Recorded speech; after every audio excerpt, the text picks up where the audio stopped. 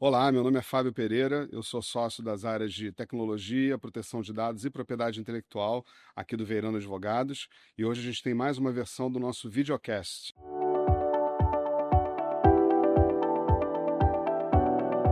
Eu tenho o prazer de estar com os meus sócios, Marco Monteiro e Bruno Habib, e a gente vai falar um pouco sobre o impacto da reforma tributária no setor de tecnologia, setor que cresce muito, né? Se a gente acompanhar as maiores transações do Brasil nos últimos anos, elas são voltadas para a tecnologia ou têm um componente de tecnologia. Então hoje a gente vai falar um pouco sobre como a reforma afeta esse segmento específico, num bate-papo muito interessante com meus dois sócios. Queria começar aqui falando um pouco sobre o que eu acho que é o ponto central para a competitividade desse setor, né? As empresas de base tecnológica, por natureza, elas já deveriam destinar um recurso mais voltado para a inovação, né? Nesse ambiente bem complexo de negócios, mas uma parcela significativa desses recursos acaba sendo consumida em impostos, né? E a gente está acostumado com esse ambiente bastante regulado e bastante confuso, digamos assim, quase um labirinto, né? Então, do ponto de vista de vocês, quais são as principais mudanças que a reforma tributária traz, em especial para o setor de tecnologia? E para aprofundar um pouco, vocês acreditam que essa reforma ataca a raiz do problema dessa complexidade? Ou seja, vai permitir que as empresas desse setor possam operar em escala mais nacional, com um pouco mais de simplicidade, mais segurança jurídica? Como é que está a visão de vocês em relação à reforma, então, nesse setor específico de tecnologia? Obrigado, Fábio. Prazer estar aqui. Ah, com certeza a gente vai ter um ambiente muito mais favorável a negócios e de muita simplicidade, né? Eu acho que a gente se acostumou a viver aqui no Brasil num ambiente em que, como você disse, um labirinto e, de fato, com vários perigos ali para você chegar na saída, né? Com a reforma a gente vê uma simplificação, a neutralidade, que eu acredito que talvez seja o ponto mais importante dessa reforma hoje no Brasil. É muito comum a gente ver os empresários, antes de pensar na melhor maneira de organizar a sua atividade de um ponto de vista econômico, da maneira mais eficiente, tem que olhar para o impacto fiscal. E muitas vezes a gente vê uma escolha que prejudica ou negligencia essa eficiência econômica em favor de um resultado tributário que é absolutamente artificial, né? Então, com a unificação dos tributos, a gente provavelmente vai ver muito menos conflito de competência. Então, hoje a gente tem dificuldade de saber, bom, para qual prefeitura que eu pago o imposto. Esse imposto aqui, dependendo da maneira que eu recupero, dependendo como eu opero, eu não recupero. E com a reforma a gente tem uma recuperação ampla. Você trouxe aí a questão dos investimentos em pesquisa e desenvolvimento, que de fato hoje é muito comum nos gastos das empresas de tecnologia virem embutidos tributos, o ISS, o PIS e COFINS, de terceiros prestadores de serviços ou até de equipamentos que são adquiridos, né, para um laboratório de pesquisa, por exemplo, para um centro de pesquisa, que não são recuperados. Então é tributo ali incidindo em cascata, porque não recuperável, e onerando uma atividade que é uma atividade que o Brasil precisa e precisa muito. Então, assim, eu vejo com bastante otimismo e a gente com certeza vai ver muito menos disputa entre as empresas de tecnologia e os governos, né? O nosso passado aí mostra uma disputa enorme de décadas para definir se eu pago ISS ou ICMS sobre software. Também uma disputa de muito tempo para definir se eu pago ISS ou ICMS sobre veiculação de anúncios na internet, e aí apenas alguns exemplos que tendem a ficar no passado, felizmente. Legal. E acho que um desafio grande é conseguir que essa legislação acompanhe, como é o caso de quem trabalha com tecnologia, acompanhe o que acontece na vida real, né? A gente fazer o país ser mais tecnológico, a gente buscar mais investimento, e a legislação tributária, tal como a própria legislação de propriedade intelectual e de tecnologia, precisam também acompanhar essa evolução natural que a gente espera que o país tenha ao longo dos próximos anos. Bruno, queria ouvir um pouco de você sobre esse tema.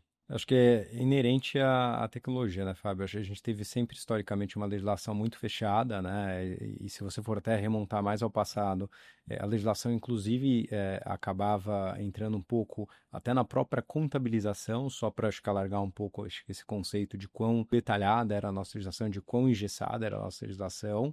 De fato, como a gente, diferentemente da imensa maioria dos países, o Brasil adotava um regime, até em função, né, do próprio regime, né, que é um regime federativo, de divisão de competência, que, como o Marco pontuou, você tem estados legislando, municípios legislando, União legislando, então tem um arcabouço absolutamente grande de legislações, cada uma com uma característica particular, um sistema que acabou gerando muito litígio ao longo do tempo, então já existe, acho que por natureza, uma visão dos contribuintes das empresas de que o fisco arrecada muito e é agressivo pelo lado do fisco e até com alguma razão em algumas situações, uma visão de que muitas vezes as empresas usam o caixa que não é dela, o caixa do governo, para fazer frente a outros gastos e eventualmente sugerem inadimplemento. Então a gente acaba tendo esse cenário de amplo conflito que foi muito ruim.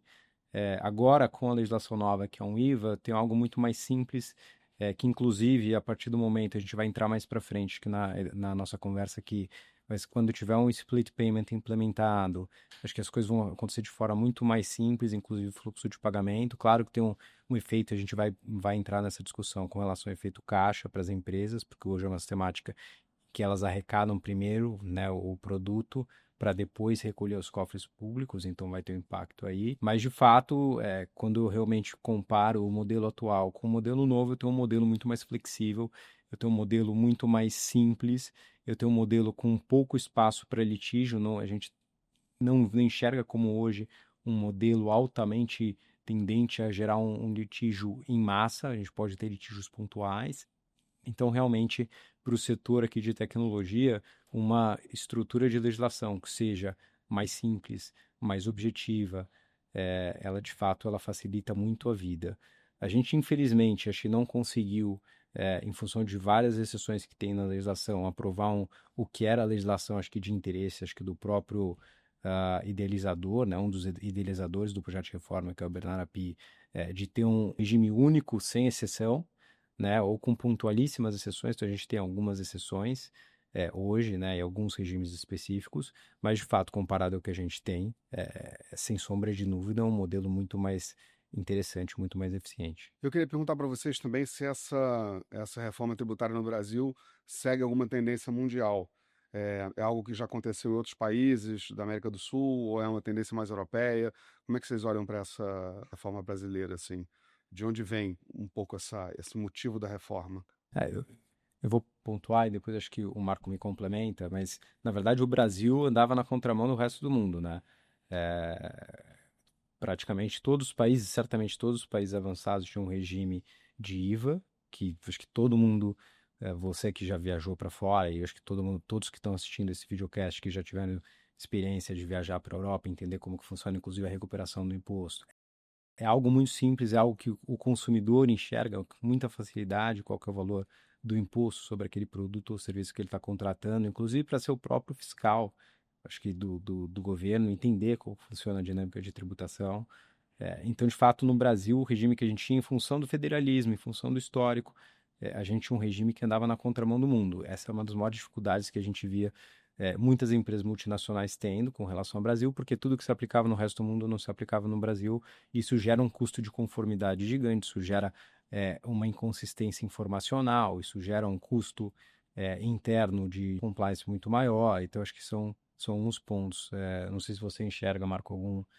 Eu acho que aqui no Brasil a gente tem um histórico de concentração da tributação nos tributos indiretos, né? Concentração da arrecadação nos tributos indiretos.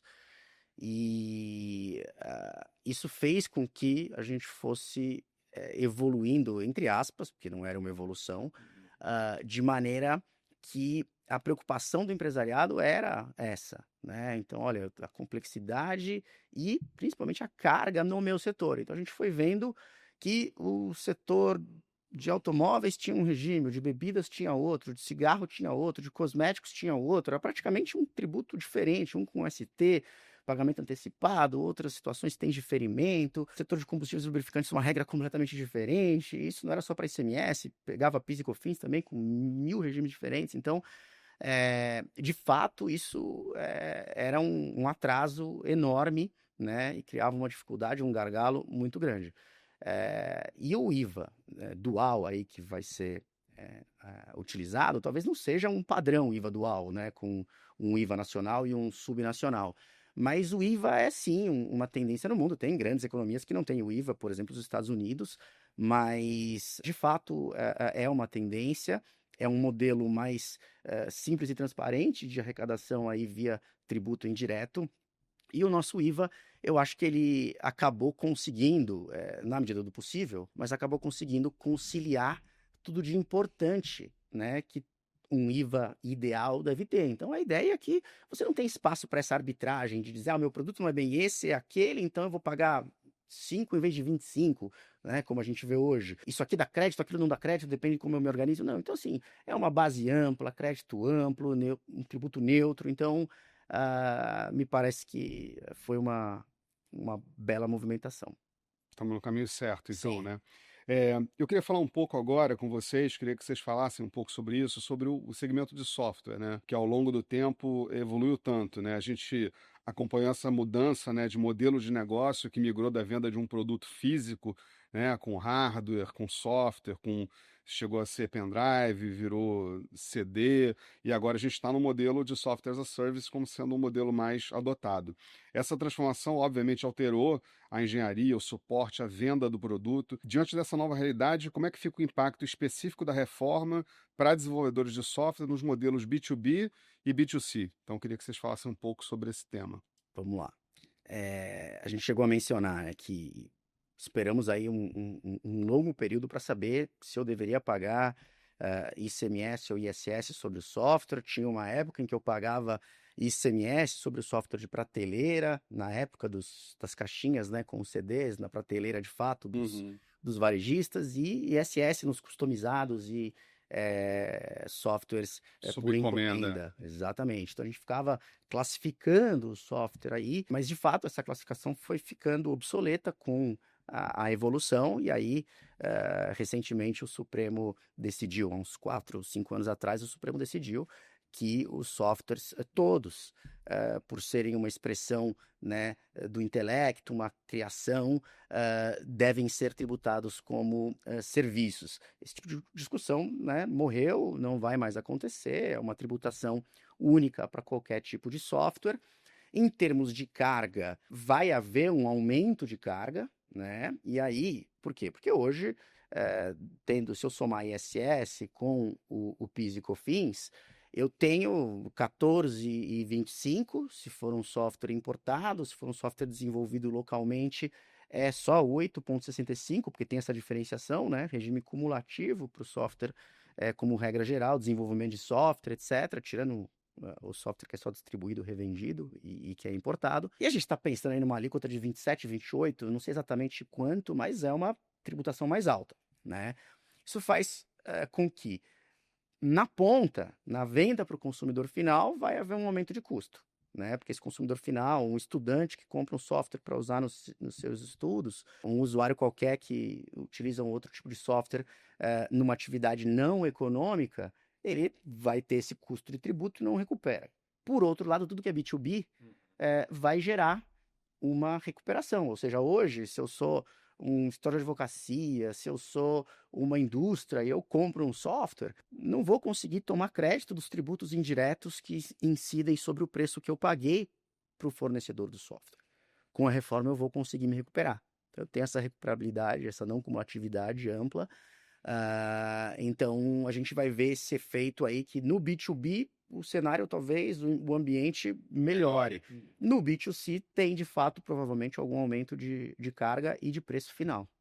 Então o consumidor final, pessoa física brasileiro, provavelmente vai pagar mais pelo produto, porque mesmo que ele licencie pela nuvem e A tudo. carga vai aumentar. E acho que o ponto que o Marco comentou que é muito interessante é que hoje no sistema novo, pouco importa qual é o tipo de software, até porque talvez daqui a 5, 6 anos, o que a gente hoje conhece como modelo, né, o modelo de SaaS ou de PaaS, enfim, talvez já tenha evoluído. E a gente não precisa se preocupar necessariamente com o modelo de tecnologia ou de produto que está sendo desenvolvido, e sim se ele se enquadra ou não naquele grande conceito. E, de novo, não tem nenhum benefício, né? Não tem nenhum benefício de redução. Esse é um ponto que acho que gerou bastante discussão lá atrás. A indústria de tecnologia, diferentemente de outras indústrias, não foi, entre aspas, beneficiada por redução de base de cálculo ou de alíquota ou algo que vale. Então, eles estão no regime absolutamente geral do IVA dual, né? Acho que esse é um ponto, acho que também, que se você comparar com a indústria imobiliária ou com a indústria financeira, Saúde. ou com a saúde, exatamente, é por motivo de política pública ou por características específicas do setor, etc. Então, acho que é algo interessante também de se apontar. Tem um outro impacto interessante para as empresas de software, porque é muito comum que a empresa venda os seus softwares e aí junto de suporte, Suporte, dentro de um contrato de longo prazo. Que lá atrás a gente tentava fazer aquela separação para poder pagar o imposto, né, o ISS só sobre a prestação do serviço. Como é que fica isso aí na Colar? Essa segregação, toda essa ginástica, né, que se fazia, isso morre por conta justamente de ter uma alíquota uniforme para tudo que uma empresa de software praticamente pode fazer. Então, não vai ter esse interesse de ficar fatiando, né, no fornecimento local. Acho que na parcela de importação ainda pode ter, sim, essa necessidade, mas por conta aí de outros tributos, CID, por exemplo, né, mas não por conta de IBS, CBS e no fornecimento doméstico. Mas nesse contexto de empresas de software, é muito comum você ter um contrato de longo prazo, né, que prevê pagamentos mensais e sucessivos que são iguais, e historicamente o que sempre se fez foi, eu vou faturar, né, proporcionalmente ali uma parcela igual durante todo o período do contrato. Com a alteração das regras contábeis, as empresas passaram a ser obrigadas a não fazer esse reconhecimento linear, mas fazer um reconhecimento de receita conforme o valor do que foi entregue, né? E num fornecimento de software, grande parte do valor é entregue no D0, que eu entrego e instalo o software. Depois, eu tenho manutenção, tenho suporte, tenho alguma outra coisa ali, algum upgrade, mas grande parte do valor do contrato já é reconhecida no D0. Na legislação atual, eu tenho um mecanismo que me permite, muito embora eu tenha reconhecido a receita no D0, ou grande parte da receita no D0, eu faça o diferimento da tributação conforme esses faturamentos mensais iguais, conforme as parcelinhas do meu contrato, né? Isso vale, inclusive, para fins de PIS e COFINS. E na legislação do IBS-CBS não é bem assim. Então, esse é o impacto que a gente pode ver, tá, né? Na legislação do IBS da CBS. Eu até consigo ter esse diferimento conforme o pagamento das parcelas, né? Conforme o vencimento das parcelas, mas só se eu não conseguir identificar e medir o que eu estou entregando. Mas aí, nesse caso, olha que interessante, a própria contabilidade da empresa vai ser um indicativo de que ela identificou e mediu, tanto que reconheceu. Então, esse é um ponto importante aí para as empresas de software ficarem atentas. Eu queria falar um pouco agora sobre um tema em que eu sei que o Marco trabalha bastante aqui no escritório, que é a parte de plataformas de streaming. A gente está migrando do entretenimento digital, né, para um entretenimento cada vez mais competitivo, né? Esse mercado é um mercado em constante inovação. Foi um pouco o que o Bruno falou ali da evolução do software as a service, né? A gente não sabe como é que vai ser o mercado de entretenimento do futuro, mas obviamente as plataformas estão diversificando cada vez mais as receitas, né, com publicidade, outros formatos de uso para poder reter os usuários, né? Cada vez mais a gente vê todo tipo até de acordo entre empresas que oferecem um bundle ali para você poder ter acesso a uma determinada plataforma de streaming, etc. Então, considerando esse cenário bem dinâmico, eu queria saber do Marco aí que mudanças que a reforma vai trazer para o segmento de streaming. O que você enxerga para esse segmento específico que só cresce, né? A gente saiu ali do peer-to-peer, né? De baixar as coisas para o computador, e hoje em dia a gente tem streaming de toda a natureza, de toda forma. Esse é um mercado em constante crescimento no Brasil, então eu queria saber a sua opinião sobre a reforma para esse segmento. Falando de streaming aqui, né, fornecimento de conteúdo via internet, aí pode ser conteúdo audiovisual, só de música, enfim, até literário, qualquer Sim, audiobooks, por exemplo. qualquer tipo de conteúdo. A gente vai também ter um aumento, né, de carga aí que vai ter o mesmo impacto do software no B2C, né? Mas eu acho interessante analisar sobre o aspecto da neutralidade, né? A neutralidade a regra tributária ela não pode, como eu falei no começo, influenciar as decisões econômicas. E ela tem que gerar um campo de batalha aí que seja justo para os diferentes players do mercado, né? Hoje a gente tem uma situação interessante e não correta, que se a gente olhar para o segmento de audiovisual, quem fornece o conteúdo numa base OTT, que eu estou fornecendo conteúdo dissociado da comunicação, tem uma tributação mais favorável de serviços de ISS e PIS e COFINS. E as TVs por assinatura, por exemplo, TV a cabo, que fornecem o conteúdo, mas numa infra de comunicação, elas acabam sujeitas a uma tributação mais alta e o conteúdo que elas fornecem, que muitas vezes é o mesmíssimo conteúdo que o streaming fornece, né, e são competidores aí na prática, tem uma tributação diferente, no caso mais alta, né? Isso por conta de publicidade, patrocínio? Não, simplesmente porque a TV por assinatura é serviço de telecomunicação. Então paga ICMS, paga os tributos, as CIDs setoriais, se fosse Funtel, então acaba tendo uma carga muito diferente das empresas que são OTT só de internet e que basicamente só vendem o conteúdo sem a comunicação fornecida num pacote, vamos dizer assim. E então acho que esse é um impacto que para as empresas de streaming a gente vai notar, né? E você está falando que para o consumidor final vai aumentar o preço, então, né? Provavelmente. Provavelmente. Por conta do aumento da tributação. Porque o streaming também, ele entra nessa base aí de tributação de PIS e COFINS de 9,25%, um ISS de 2% a 5%, dependendo onde a empresa de streaming está localizada, né? E vai para esse patamar de 27%. Né? Tem várias diferenças, 27 com crédito amplo, hoje não tem crédito amplo, 27 por fora, enquanto que hoje é 11 ou 14 por dentro, então é bem diferente, não quer dizer que o aumento vai ser essa conta matemática de padaria simples. Da diferença entre 27. Não é a diferença de alíquota, é uma conta bem mais complicada, depende da realidade da empresa, estrutura de custos, etc., mas vai haver algum aumento e vai haver basicamente esse equilíbrio maior aí no mercado. As empresas, por mais que tenham formatações jurídicas diferentes, né, inclusive uma super regulada, que é a empresa de TV por assinatura, e outra não regulada praticamente, elas vão competir em condições de maior igualdade. E uma plataforma de streaming brasileira, essencialmente brasileira, teria vantagem tributária aí? Não, é a mesma coisa. Mesma coisa de uma plataforma internacional. Coisa. Um outro aspecto interessante se refere às obrigações acessórias, né? Essas empresas de streaming e outras grandes empresas de tecnologia têm muitos, né, milhares, milhões, na verdade, de consumidores. E no regime atual é muito comum que elas tenham regimes especiais para emitir a documentação fiscal de maneira simplificada. Então, né, existe um regime, por exemplo, muito conhecido, por meio do qual as empresas emitem uma única nota fiscal por mês. E aí entregam para o fisco, evidentemente, um relatório, um arquivo eletrônico com ali alguns dados, né? O CPF, o endereço, o nome do consumidor aí aberto. Mas a parte mais burocrática é um arquivo que se produz sem muita formalidade, mas a burocracia de emissão de nota, de entrar no sistema do ente tributante para emitir a nota, é muito reduzida, né? E com a reforma, não que isso não vai existir, mas ainda temos ali um grande ponto de interrogação, porque para esse tipo de empresa não tem nada muito claro ali previsto, depende da regulamentação, tá? E para as plataformas, e aí acho que é um ponto importante, você chamou essas empresas de plataforma. Na linguagem da reforma, essas empresas não necessariamente são plataformas. Na linguagem da reforma, a plataforma é intermediadora. Tá, marketplace. Exatamente. Vamos chegar lá, né? Vamos chegar lá. Mas, ótimo. Bruno, algum comentário nesse ponto? Na verdade, era justamente sobre o marketplace, mas eu acho que faz sentido a gente antecipar isso.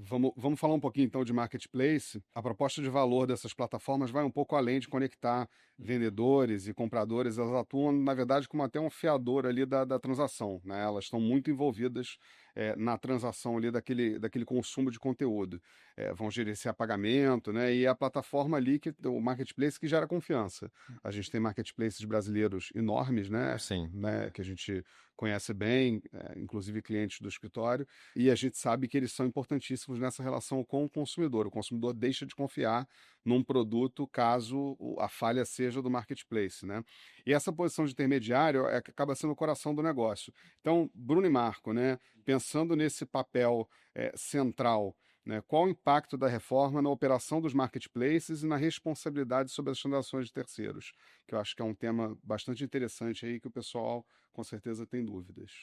Vamos lá, eu acho assim, os marketplaces aí sim, plataforma, né? A maior parte dos marketplaces opera como plataforma nos termos definidos pela reforma tributária, tá? Acho que hoje em dia no cenário de competição acirrada, que é o que a gente acaba encontrando nos marketplaces, a gente tem um marketplace não só fazendo a intermediação, como o Marco colocou, mas eles também eles são responsáveis por basicamente orquestrar todo o arranjo de pagamento, muitas vezes a entrega dos produtos para garantir entrega, Toda logística. entrega e a logística. Inclusive, né, se você for pegar realmente os principais players do mercado, eles são muito mais empresas de logística e tecnologia do que propriamente falando de intermediação. Intermediação, na verdade, é um pedaço ali essencial do negócio, mas Na exatamente. frente do consumidor, né? Exatamente, porque tem muita coisa envolvida aí. E o investimento absurdo, né, financeiro em plataforma, em tecnologia, sem contar a parte de antifraude, etc. Então, o que eu acho que, primeiro, tem toda essa parte que o Marco já comentou com relação à indústria de software, que se aplica também no caso de plataforma. Então, a gente tende, sim, a ter um aumento de tributação de longe, assim, nem de perto, na verdade, esse aumento que muitas vezes se coloca quando eu comparo a alíquota nominal. Porque tem uma série de custos que essas plataformas, né, esses marketplaces incorrem hoje, que, por exemplo, no caso do PiscoFins, não dariam direito a crédito, ou são créditos altamente questionáveis. Existe um contencioso enorme em termos de valor envolvido com relação a isso, não só valor, como volume também. Então, se eu pegar, por exemplo, despesa de investimento em marketing, é o coração de um negócio de marketplace, além da tecnologia e da própria logística. E a posição do fisco histórica e que continua é que não é permitido o creditamento, porque entende-se que não é ali um insumo da operação. Mas quer dizer, não é insumo, talvez, numa visão ali de jurisprudência mais restrita, até, né? mas assim, da perspectiva do negócio, se você não tem um marketplace que investe em marketing, o marketplace está fadado ao fracasso. Então não é só que ele gera receita, ele mantém o marketplace vivo no ambiente de competição acirrada. Então a gente percebe que assim, vai ter, acho que essa diferenciação. Você tem muito essa questão de não ter mais guerra por onde eu instalo o marketplace. Inclusive um dos marketplaces mais conhecidos de todos, ele está instalado ali numa cidade vizinha, oficialmente a sede. E ali, entre outras razões, né, também por questões de governança, né, fiscal e carga, porque hoje em dia eu tenho só o ISS incidindo sobre a atividade, e eu tenho diferença de tributação ali de município para município, que a partir do momento que eu tenho a mudança da tributação, que é uma tributação focada no destino e no consumo, essa lógica ela se reverte por completo. Então pouco importa onde está a sua sede, o que importa é onde está a tua base de consumidor. Então, de fato, não existe mais razão, pelo menos não da perspectiva tributária, podem ter outras razões, como o Marco falou, pode ter uma razão de custo, tá, de imóvel, pode ter uma outra razão, Custo de mão de obra, mas o fator tributário deixa de ser um fator de decisão, ou deveria deixar de ser um fator de decisão, para entender onde que vai se estabelecer, por exemplo, a sede daquela determinada empresa, especificamente aqui no caso do Marketplace, qual município ela vai se estabelecer. Vocês acham que isso facilita o investimento estrangeiro no Brasil, por exemplo? Porque aí, em vez de a gente ter aqueles estudos que vocês sempre fizeram ao longo desses anos, né, de onde instalar a empresa, de qual que seria o melhor local para ter uma carga tributária menor, Com você acha que isso consegue desenvolver o país de uma forma mais... Simplifica porque você vai ter uma análise que ela leva em consideração, na verdade, critérios que são empresariais, né? Onde está minha base de consumidor, onde eu tenho, quando é necessário, uma malha de logística, onde eu tenho infraestrutura para centro de distribuição, onde eu tenho uma rede de energia, porque, enfim, adequada, onde eu tenho segurança para ter meu CD, né? Então, vários fatores e nenhum deles é tributário, porque a partir do momento que eu tenho uma equalização, né, não tenho incentivo, e os incentivos fiscais a partir, né, da implementação plena da reforma 2033, eles acabam. Então, de fato, eu deixo de levar em consideração o aspecto tributário como um fator decisivo. E ainda, acho que a questão importante do marketplace, que eu acho que o Marco pontuou, acho que ele pode depois comentar um pouco, Marco, é a questão justamente da responsabilidade, porque hoje em dia é meio terra de ninguém, né? A gente acaba tendo legislações esparsas, né, com relação a essa questão, algumas que talvez irrazoáveis, outras... mas, assim, fato é que a gente não tem ali um elemento basilar, ali algo que de fato faça sentido e que seja aplicável para todos os marketplaces. E a gente, dentro da reforma, essa foi uma preocupação bastante grande do setor e do legislador, de primeiro definir o que é uma plataforma, nos termos aí da lei complementar, né? E também definir como que vai se dar a responsabilização, né? Porque eles podem ou não ser responsáveis solidários. Então, se você puder contribuir um pouco, Marco, considerando aí a tua experiência, o que você enxerga, o que se melhora, não melhora, se muda. Eu acho que melhora por um lado, mas por outro coloca nas plataformas uma carga de compliance muito maior do que tem hoje, né? Hoje, em grande medida, as plataformas, os marketplaces, eles conseguem, mediante entrega de informações para o fisco, conseguem navegar sem ter uma responsabilidade tributária sobre aquilo que é transacionado por meio da plataforma. Com a reforma, as plataformas elas vão ser responsáveis e a reforma traz uma série de mecanismos para que as empresas naveguem, né, dentro desse novo mundo. Então, por exemplo, quando eu tenho uma plataforma e estou transacionando ali mercadorias, né, de terceiros, a regra prevê uma solidariedade. Quando que eu vou ter essa solidariedade? Quando eu for caracterizado como uma plataforma, que acontecerá se eu controlar algum elemento essencial da transação, que é o pagamento, a entrega, a definição de termos e condições. Então, esses elementos, né, essenciais mostram que a empresa aqui ela é uma intermediária e efetivamente dentro da operação, né? Por outro lado, quando eu não fico caracterizado como plataforma, se eu, obviamente, sou só a fornecedora de internet, não tem nada a ver com a operação que é feita, né? Se eu só faço publicidade online, e aí o consumidor olha ali e vai comprar na outra plataforma ou no site do próprio fornecedor, eu só fiz uma propaganda, então também não sou. Se eu sou uma instituição de pagamento regulada pelo Banco Central, um facilitador de pagamento, por exemplo, também, né, não fica caracterizada a condição de plataforma. Mas aí, voltando, uma vez caracterizada, eu tenho sim essa responsabilidade solidária, que vai deixar de existir só se eu fornecer as informações que o fisco precisa sobre a transação, se eu fornecer as informações necessárias para implementar o split payment, tá? E se o fornecedor, né, o comerciante ou o prestador de serviços que usa a minha plataforma para vender, se ele emitir a nota, o documento fiscal. Então eu viro, num primeiro momento, meio que até um fiscal ali. Eu tenho que me resguardar, senão sobra para a plataforma. Existe uma possibilidade até para a plataforma assumir a emissão de notas em nome do fornecedor, para também se eximir. Porque aí, se eu emitir a nota, eu garantir que a nota foi emitida, o tributo vai ser pago por mim, plataforma, inclusive. Você garante que está sendo feito de forma correta. Garanto, e aí se tiver alguma diferença, porque o produto não foi bem qualificado, existe uma alíquota diferente porque, enfim, disse que era de saúde, não era bem de saúde, sei lá. Qualquer situação em que o fisco tenha razão para cobrar alguma diferença, aí não será contra a plataforma, né? Então, a gente vê que a plataforma está, de fato, ali em vias de ter que lidar com um problema que ela não necessariamente tem hoje, né? Então, as plataformas estão todas se movimentando aí para entender, tudo isso depende muito da regulamentação ainda que não saiu, que está em discussão. Mesmo no PLP 108, existe ali na redação que está no Congresso algumas alterações, mas que não mudam em essência isso que a gente acabou de colocar aqui, tá? E eu acho que um último ponto importante, Fábio, é a questão das plataformas e players no exterior. Hoje eu tenho uma brecha muito grande para operar a partir do exterior e escapar à tributação no Brasil. Aí vale desde um fornecedor de conteúdo direto, um streaming, uma empresa que... Ou mesmo uma empresa que venda produtos. Ou mesmo um marketplace estrangeiro. Então, ele tem ali como operar. A partir do momento que a reforma estiver implementada, isso não vai mais acontecer, né? Seja porque eu vou exigir a inscrição para pagamento de tributo da plataforma estrangeira, seja porque se eu tiver uma plataforma estrangeira não inscrita, o dinheiro só sai do Brasil com uma espécie de retenção dos tributos. E é a única hipótese em que a instituição financeira ela vai ser obrigada a fazer essa retenção, né? é uma plataforma estrangeira não inscrita. Então, isso também contribui para aquela neutralidade, né? Não interessa se você opera de fora ou daqui, Sim, é o mesmo está resultado. sujeito à lei Então, isso brasileira. também acho que ajuda e conversa com a sua pergunta sobre os investimentos, né?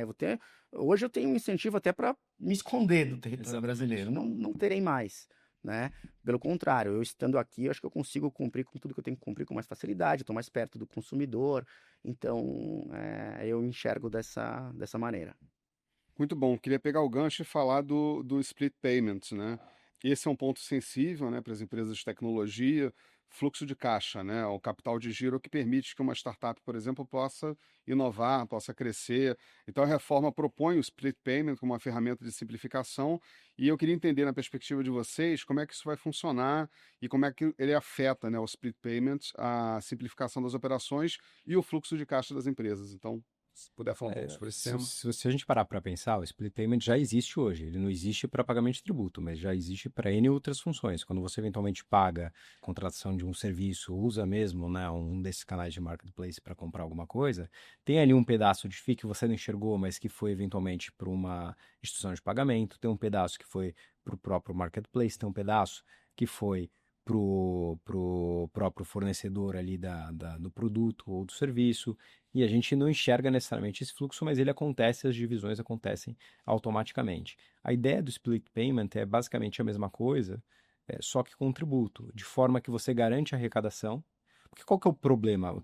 Um grande problema que a gente tem no Brasil, que muitas vezes não é a realidade das empresas que potencialmente a gente trabalha, mas que quando a gente considera aí boa parte dos contribuintes, não em volume, mas assim, em termos de problema, acaba acontecendo. A empresa ela opera hoje como? Ela emite fatura, etc., faz ali a sua contabilização, apura os seus tributos e ela recolhe muitas vezes depois que ela já recebeu o pagamento por parte do cliente. O pagamento circula ou não recolhe, que eu vou chegar. Ela não recolhe muitas vezes, então ela fica com caixa da operação, deixa eventualmente de recolher um ICMS, o ISS, PIS e COFINS, e espera, ou para entrar numa anistia, ou simplesmente dar default. Então, com isso, a gente acaba tendo o quê? Um problema muito sério em termos de governança, né, da perspectiva do governo, de arrecadação. A empresa está usando um caixa que não é dela, porque esse caixa é um caixa que, na verdade, sempre foi do governo, e ela acaba usando muitas vezes algumas acabam usando eficientemente, acho que esse decurso de prazo, né, para fazer uma gestão eficiente do caixa que é do próprio governo, a rigor para arrecadação do tributo, e outras simplesmente não pagam. Então isso gera um problema em cadeia, né, isso gera um problema, inclusive tem alguns estudos, né, o Bernardo Api fala isso muito claramente, que quando o split payment estiver implementado, possivelmente a gente veja até uma redução da alíquota. Por quê? Porque a partir do momento em que todos efetivamente recolhem, ou que o não recolhimento se torna realmente exceção e é muito difícil de ser implementado num sistema desse todo costurado e digital e vinculado a efetivamente pagamento sistema de banking, você não tem inadimplência, você não tem inadimplência, você resolve boa parte do problema.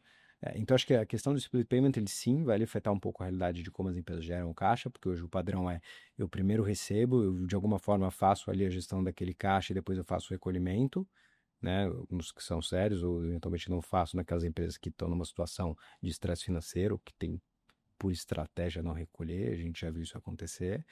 E aqui não, aqui eu tenho split payment, que eu vou ter de fato recolhimento. Se houver uma situação de necessidade de restituição, etc., um tributo pago maior ou não, a expectativa é que isso seja feito em alguns poucos dias pelo governo, num primeiro momento, né, se fala em até 3 dias, e depois, acho que de uma implementação mais plena, talvez em um dia ou menos de um dia até. É, então, eu acho que assim, eu vejo com muito bons olhos, na verdade. Claro, vai ter um momento, tudo que é novo dá trabalho, então, num primeiro momento, óbvio, vai ter uma necessidade de adequação do sistema, vai ter uma necessidade de entender como funciona a dinâmica da tecnologia, mas a partir do momento que as empresas estiverem ambientadas a esse fluxo, eu acho que as coisas acontecem de forma muito mais natural, assim como outras N questões, acho que da reforma, né? O conceito de que o valor é líquido de tributo, que é um conceito que eu acho que a gente tem um pouco claro, porque a gente é do setor, mas acho que as pessoas e os próprios empresários passam a entender melhor, o consumidor passa a entender melhor. É como eu enxergo a questão do split payment, tá, Fábio?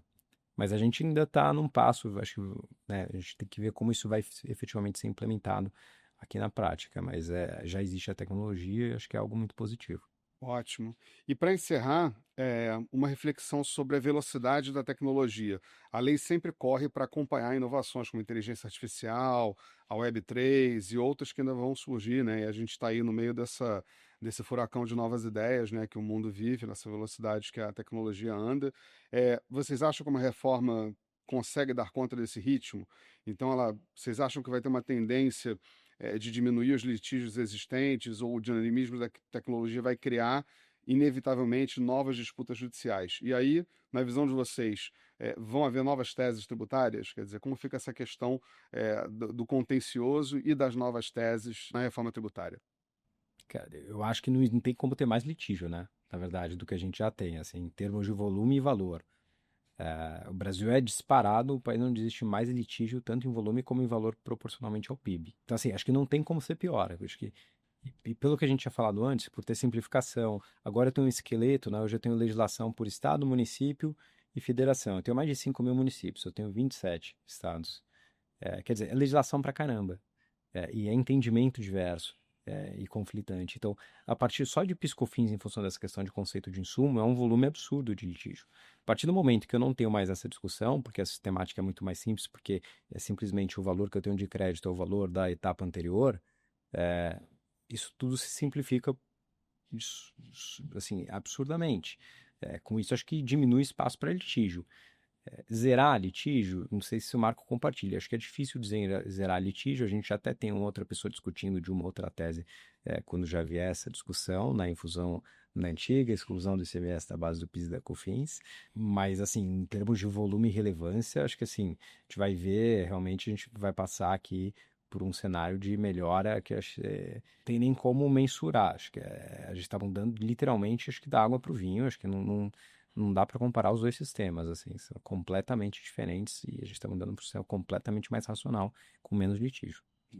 Eu acho que muitos dos litígios, além dessa questão dos créditos, né, que de fato a gente não tende a ver muita discussão de crédito para o futuro, grande parte dos litígios repara que elas decorriam de fato da evolução do tipo de produto, né? E aí do enquadramento disso, isso aqui é direito, é serviço, é mercadoria, fazia toda a diferença. Isso aqui é locação, é não sei o quê. A partir de agora, o conceito do que é tributável, né? Se você tributa bens tangíveis, intangíveis, direitos, Exato. e tudo aqui, o conceito de serviço é tudo que não é bem.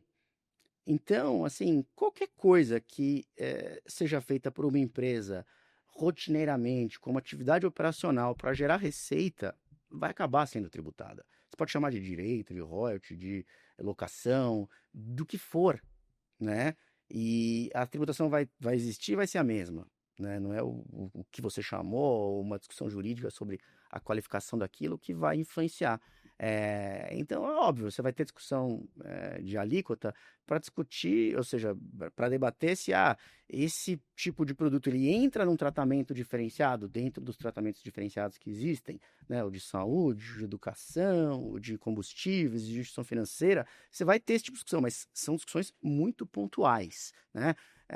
Dentro das plataformas, eu mencionei a questão da documentação fiscal quando não há caracterização como plataforma, que aí depende um pouco de regulamentação, de um pedido específico de regime especial.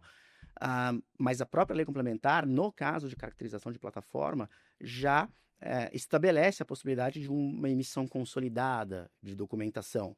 A depender de como vem a regulamentação, se não for uma regulamentação amigável e que, de repente, na prática, impeça essa consolidação que está prevista na lei complementar, posso ter um litígio pontual em relação a isso.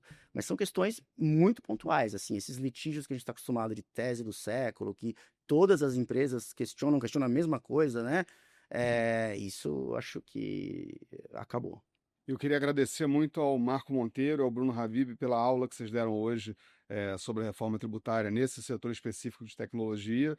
Esse foi mais um episódio da nossa série de videocasts, né? Um programa do Veirano que busca trazer conteúdo e conhecimento sobre temas específicos, e hoje o tema foi tecnologia e reforma tributária. Então, muito obrigado a vocês, foi um prazer aqui para a gente.